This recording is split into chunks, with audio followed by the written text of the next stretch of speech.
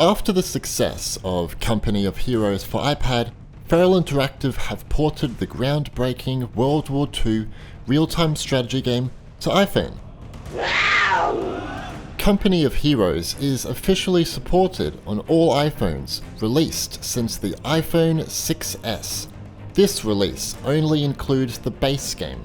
Feral have told me they are looking at bringing Opposing Fronts and Tales of Valor expansions in the future. The multiplayer mode is not available. Feral are assessing the feasibility of adding it later. Today, let's have a look at Company of Heroes on iPhone and see how it plays. We're going to need engineers to blow the wire!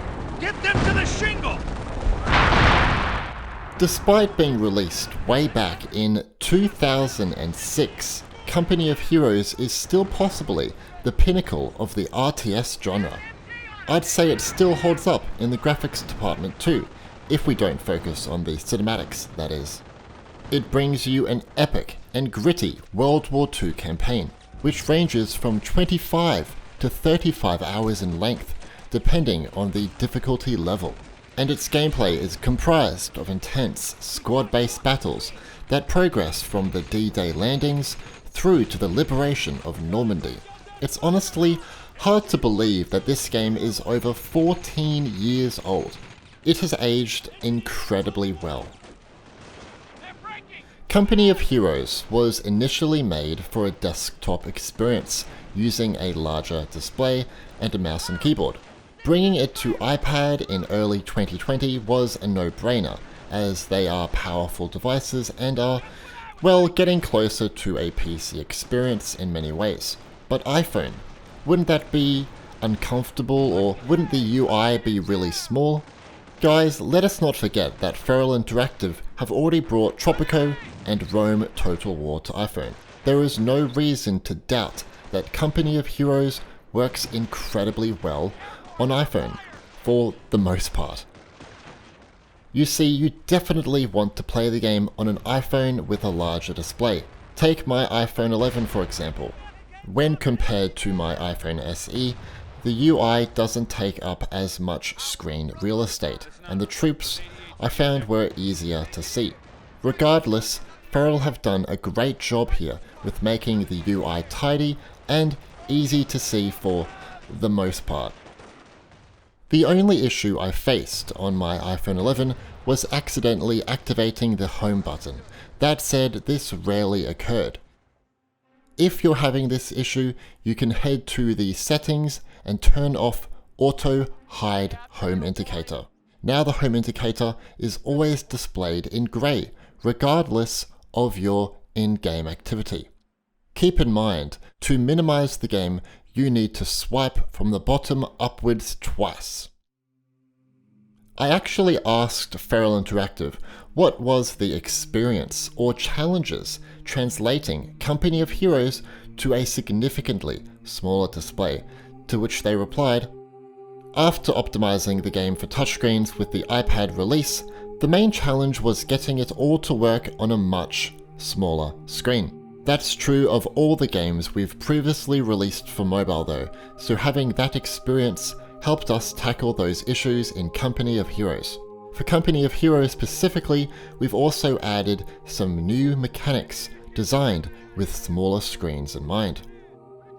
These new mechanics include a button select overlay and see-through UI.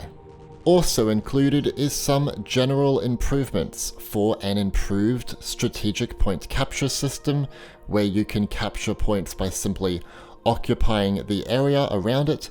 Keep in mind, if enemies are in the area, you will not capture the point.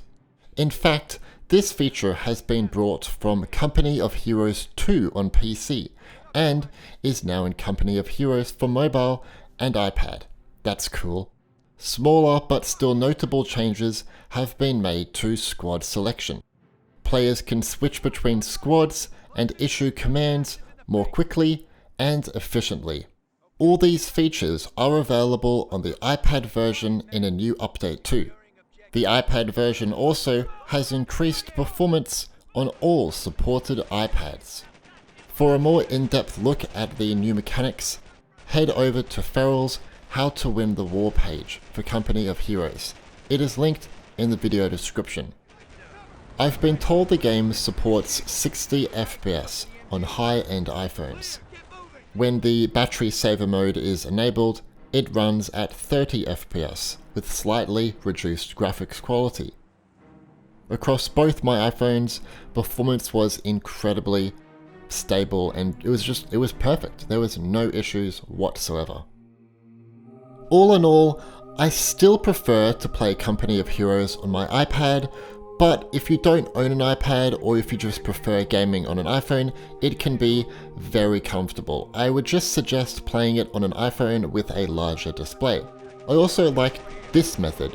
You can use the iPad version when you're at home, and you can use the iPhone version when you're out on the go. For example, if you're on a bus, it's very good to play on the bus. Anyway, I want to hear from you in the comments. Now that Company of Heroes is available on iPhone, will you pick it up? If you have picked it up, what do you think of it? Do you play the iPad version? Let me know all your thoughts in the comments. If you found this video insightful, please drop a like, subscribe, and turn on notifications to stay up to date with everything Apple gaming related. Anyway, my name is Stewie and thanks for watching.